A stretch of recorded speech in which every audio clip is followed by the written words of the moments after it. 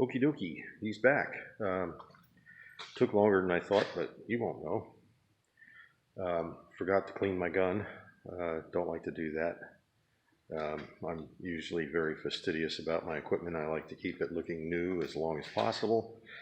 Spray guns, they can only remain looking new as long as you don't loan them out to somebody else, because nobody is going to take care of your equipment, your tools, the way you will. So anyhow, so here we are. This is the update on Project Bumble Jeep. I've had done a little bit of work on it since the last update. I'm going to turn you around here and show you the latest update. So you see there, we got the new intake on, and I have to say, parts of it went way easier than I thought. I didn't snap any studs, anything like that. I think somebody had replaced, this has an aftermarket header on it. It's got the expansion chambers on the front and the rear tubes, so it doesn't crack at the collector like most of them do. It's not a high-end racing header or anything by any stretch of the imagination, but it's a decent one. I think they sell for around $125. You can get them on Rock Auto. They might even be cheaper than that. The last time I priced one at a parts store, it was $158. The first time I priced one at a parts store, it was $258. So at least they're getting better in price. So anyhow, I did the intake upgrade. I'll show you the old one. That's right there. Old and square and blocky and not so hot.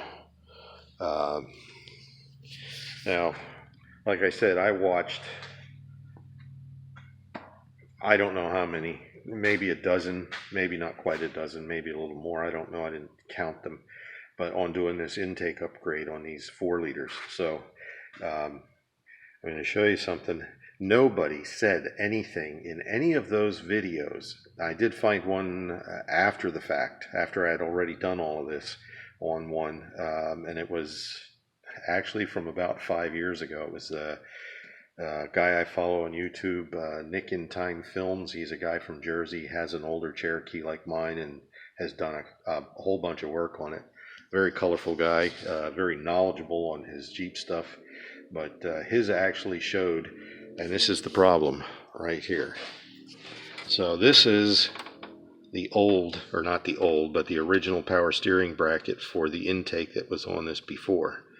And there's a point down here, and there's a point right here, and then there's one down in between that you got to take the pump off to get at. And this is how the new pump, or the new style mounting for this pump is. And basically, this bracket and this bracket come off.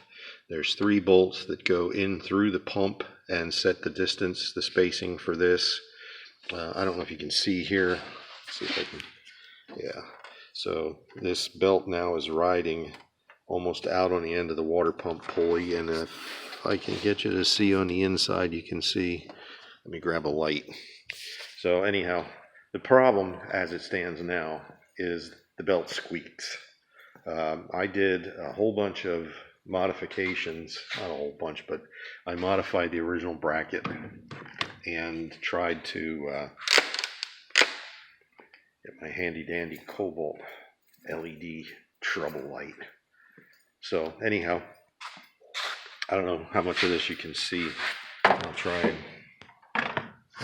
I'm shining at my face, not in what I'm trying to show you, but you can see.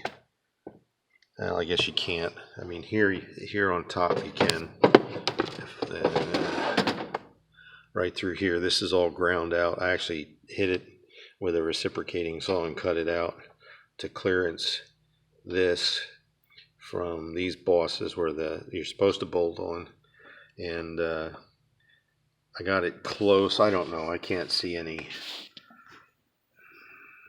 Well, obviously it's out further, because if you see the backside of the filter, or the water pump pulley down there where the outside of the belt rides on, you can see the old wear mark. It's about 1/8 of an inch off. So the belt over on this side is 1/8 of an inch forward, and it's putting stress on it. And Yeah, it was an interesting ride up to visit my daughter. An interesting 6.5, 7 hours. I did take a spare belt with me just in case, and tools.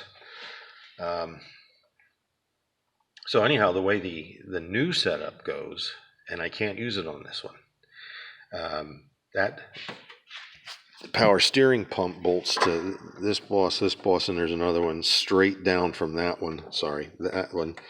That the pump bolts directly to, and so the pump no longer moves. The way this one is set up, I don't know if you can see down in there. I'll get the light over here. You can see down in there, that's the adjuster bolt that puts tension on this belt, and this is a continuous belt. As you can see, I got AC, and the AC is on the top, and then you have your fan over there, which is non-adjustable, and then below that, I don't know, you may be able to see the hint of the pulley down there. I can see it, I don't know if you can. There's the alternator. So on the new setup for this style intake, they have a spring tensioner. They reverse the power steering, or not the power steering, they reverse the AC compressor and the alternator. So the AC compressor is mounted down south and the alternator is mounted up north. And on that bracket, which this, I don't know if this has, it does have a bracket, and it's got an idler on it. This is here's your idler. On this bracket, bolts to the side of the block. Yeah, down there you can see the alternator, if I get you out of the light. So anyhow, there's some bosses missing on this block, I think. It looked that way to me when I was, getting a part for this. So I got to make do with this. Or there is another bracket, and I saw this in Nick's film, or Nick's video. He talks about it. He goes into the installation in significant detail. But he showed the bracket that I need for this, and I keep turning you around. Down there on the water pump, behind the belt there, you can see a bolt, and straight down below that, there's another bolt, and that bolts this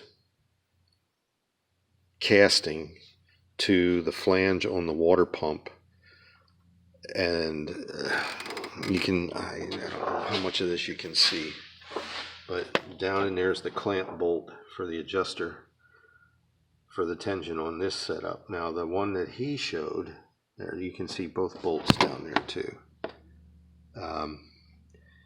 He has a bracket that goes on those bolts, on those two bolts on the water pump, and then it comes out. Anyhow, you can use this intake and that style bracket, because that has the adjuster on that sets the belt tension. And I don't know where to get one of those. Obviously a salvage yard, but the one I found upstate came off of a 2001 Cherokee, and it's not going to work either, because again, I don't have the bolt locations, and I would have to have that spring tensioner over on the other side that's kind of fastened to the bracket that holds the AC and the alternator. And I'll show you what I got. This bracket bolts to the front, or the bolts go through this bracket, through the power steering pump, and into the manifold. And paid $25 for this because I told the guy I would, and I got all the bolts. So this is the bracket that I got. I paid $25 for this. The guy wasn't there. It was his grandmother and his wife and 1-year-old daughter, and got him out of bed so I could go get this, because I thought this was going to be the answer to all my problems, and it's not. These two holes on this flange here go through or bolt into the power steering pump, and then this bolt snakes around the back of the water pump and bolts onto a boss that doesn't exist on my setup. And even if I could use this to get the belt aligned, then I have no way of tensioning the belt. So I need to find out.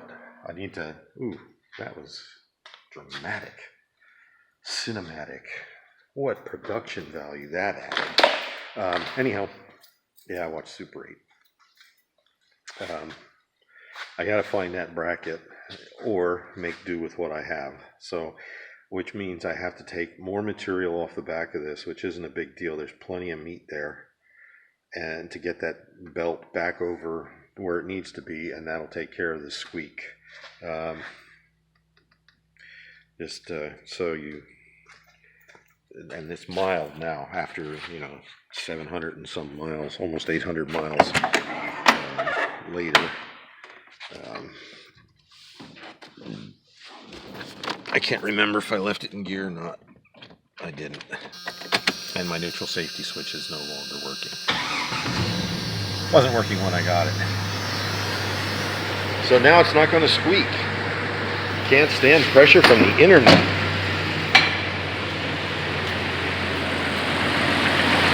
Okay, so sometimes it squeaks, sometimes it doesn't. There's my little lifter tap. I've been doing that. I've had it for going on 3 years. It was 3 years in January. And it's done that the whole time I've owned it. I've done a couple of trips on it. You don't hear it when you rev it.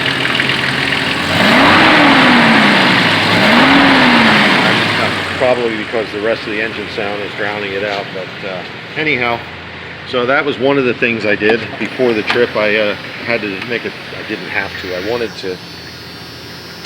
Let's shut the background noise off and the key buzzer. So anyhow, my daughter remarried on the 28th. Well, it was supposed to be the 28th. It turned out to be the Saturday before. So I wanted to go up and participate in the wedding. So yeah, I'm gonna rest my arm up there on the hood. So there was a lot of things I wanted to get done to this before I took that trip. The intake was one of them. The other thing I had to do, and I don't know how much of this you're going to be able to see, but I had to do a toe. My front tires are the same age as the back tires, and they're wearing on the outside. So I was told they were towed in. So here, these are the back tires, and these are the tread rights. So these are still like brand new. They still have most of the little molding tits on them. Oh, cut it out, Beavis.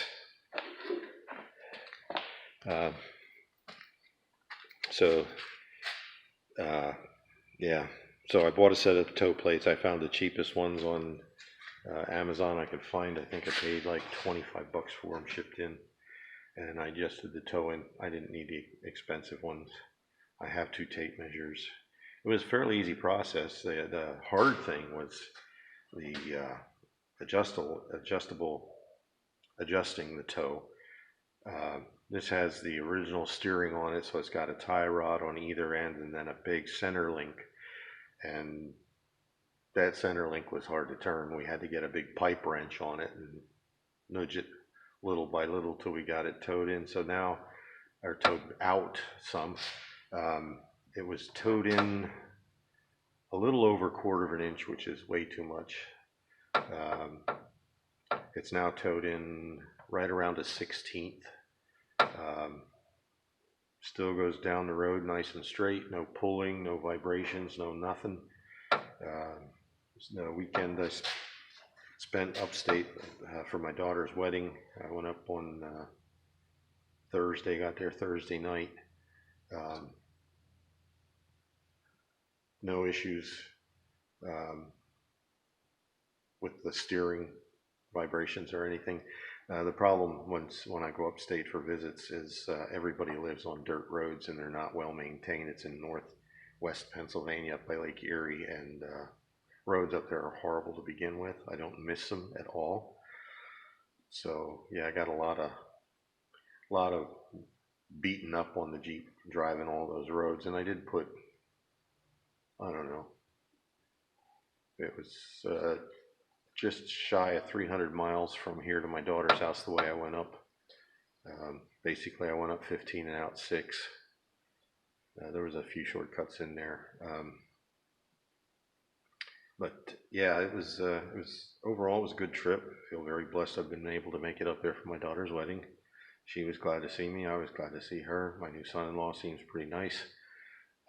I had met him once before, so um, unfortunately, I did not get to check the mileage. Um, if I had to guess, and it's my own fault, I forgot to reset it when I filled it, and then I forgot to write down the gallons. I don't know what happened to the receipt. Can't find the receipt. So, been running this. The trip up there was the seventh tank of non-ethanol fuel that ran through this since last November when I went up there for Thanksgiving. I've been running non-ethanol fuel in this thing ever since because, um, well, 7 tanks of fuel in 11 months tell you how much I drive this thing. So it sits a lot, and ethanol fuel doesn't age well in the tank. So there you are. But if I had to estimate the mileage, I would say it was approximately between 15, maybe 17 or 19 miles a gallon. It was kind of hard to tell, um, but it ran good. And the intake did make a significant, noticeable difference. I won't say it was significant, it was noticeable. Um, I did have a little more power going up hills. Um, you're supposed to get torque and horsepower out of the intake, and it's not major, but it is noticeable. So I was pulling the hills a little bit more, not downshifting quite as much as I had to. Um, and after 11 months of running non-ethanol fuel through this thing, it's running really well. Occasionally, it has a little intermittent miss, a hiccup in it, but it's not like every RPM. It's like every couple of miles, or every 15 miles or 20 miles or whatever. So there might be a little bit of stuff. I've also been running, since I started running the non-ethanol fuels, I'll put a can of seafoam in it. And the last time I did that was I actually put a can in to go up to visit my daughter. I use the high mileage seafoam. I don't know what the difference is, but it's running good. And like I said, the only noise is that lifter tap. I am very conflicted on what to do for this. Um, I don't know if I want to do a Hemi swap on this, and I found a solution or potential solution for a Hemi swap on this. Uh, I'll explain it to you. You tell me, leave a comment, tell me what you think. Um, Dodge Dakotas were available with the 5.7 Hemi with a manual transmission and four-wheel drive. So there's a 5.7 Hemi with a manual transmission and a four-wheel drive should just drop right in here. Now, I don't know what transmission they use. I don't know if it's the bigger one. And the problem I'm having with there's two problems now with the Hemi swap that I'm rethinking the Hemi swap. Number one, the price on Hemis is going up through the roof. They're stupid expensive. If you buy just the engine from the salvage yards and whatnot. Probably the cheapest one I saw on Facebook was maybe $1,200 for a running Hemi 5.7. But the other problem with doing a Hemi swap on this, if I keep my existing transmission transfer case set up, I have to get an adapter plate to go between the Hemi and the AX15, which is $1,200 to $1,500, and there's only one place I know that makes it. I would be tempted to try and make my own if I had the machine equipment to do it or access to the machine equipment. I don't think it would be that difficult. I don't understand why. I did see bell housings for under $500 for the AX15, but I don't know if they'll fit on the Hemi. So anyhow, the Dakota Hemi drivetrain swap to me makes the most sense. If I can find one and it's not stupid expensive. Um, So anyhow, that's pretty much up to date on this. I'm still trying to get the doors painted. Um, I told you about the lift gate in the video just before this one. That's going to get painted. Decided I'm not painting anymore today. I'm done. I closed up the spray booth and turned out the lights and just doing an update on Project Bumble Jeep. I hope you guys enjoyed this. It's coming along. You guys know how it is between time and money. I'm no longer employed here as an assistant dean. I am now a full-time volunteer, and I cannot work in the dorm according to Pennsylvania labor laws. I can't work at a job as a volunteer that I once did for pay. It's to protect me. Way to go, Pennsylvania. Looking out for my rights. I'd rather be working as a dean. Well, that's not necessarily true. Right now I'm helping out with maintenance, so I'm doing vehicle maintenance, repairs. We got that tractor running. I'm doing renovations. Both dorms have rooms that need renovated yet. We got 7 in the girls' dorm. 5 are almost done. 2 haven't even started yet, which we didn't know about right off the bat until recently. Guys' dorm, we are where we need to be with the rooms that, there's 5 rooms on the first floor north hall that need to be done, and the whole second floor north hall needs to be done, but that's for later. So keeping busy, staying out of trouble. Filed for the COVID unemployment compensation. They qualified me out for a couple $100 a month, or no, a couple $100 a week. Qualified, filed. I just filed my 9th week for that, and I still haven't gotten. I got it rather than direct deposit. I got it on a debit card, which I already have the debit card, but not one of those checks has made it onto that debit card yet. So it's going to be like Christmas if it ever gets deposited. I don't know what the holdup is. They say there's one outstanding issue. I cannot find what it is. It doesn't. The site is not intuitive to navigate. So if you guys have any pointers on that, appreciate a heads up. So that's it for now. I'm gonna shut this down, turn off the compressor, and go get cleaned up. I should have wore a suit, and arms are sticky from the poor 15, but anyhow, appreciate your time and your patience. This video is running a little on the long side. It's a lot on the long side. So again, thank you for your time and your patience and your subscription. Getting up there, I'm almost at 60. Kind of hung on 58 for the last couple of weeks, but then I haven't been posting any videos, so I get that. So if you like the video, thumbs up. Like, subscribe, share. If there's something else you want to see, I got a crap ton more tools, cordless cobalt cordless tools. Most of them for construction, renovation, not for mechanical stuff. But anyhow, take care. God bless. Stay well.